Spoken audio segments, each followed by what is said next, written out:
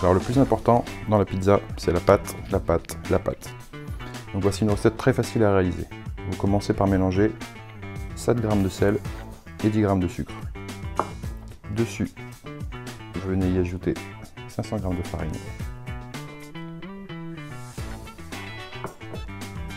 50 g de semoule de blé dur,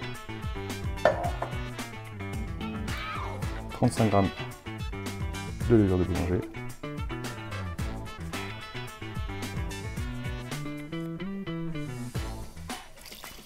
et 375 g d'eau. Donc là, on va pouvoir mettre notre pâte à tourner. Donc vous mettez à pétrir la pâte tout doucement en ajoutant 50 g d'huile d'olive. Et là vous mélangez la pâte jusqu'à obtenir un mélange homogène. Ça prend à peu près 7 à 8 minutes.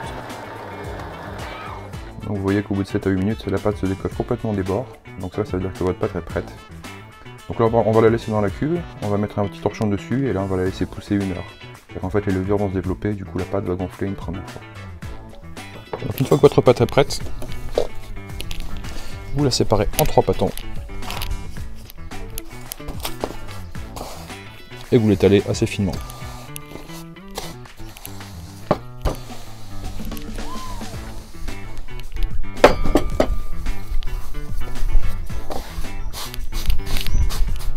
Et voilà. Donc une fois que la pâte est étalée, en fait la pizza c'est un peu l'histoire. Donc vous êtes le héros, vous mettez un peu ce que vous voulez dessus. Moi personnellement j'aime bien un peu de sauce tomate. Derrière un peu de jambon blanc.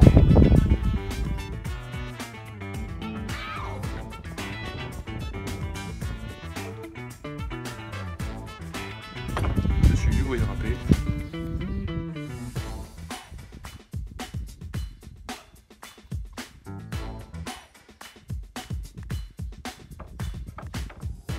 Parmesan râpé,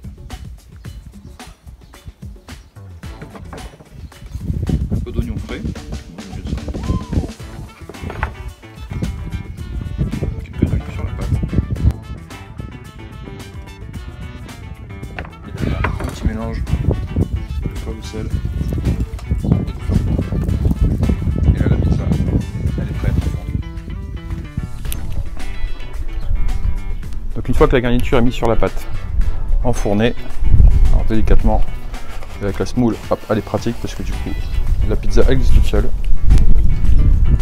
Et vous cuisez 12 minutes à couvercle fermé. Alors ma petite astuce pour avoir une pâte croustillante, c'est de ne pas trop charger en garniture.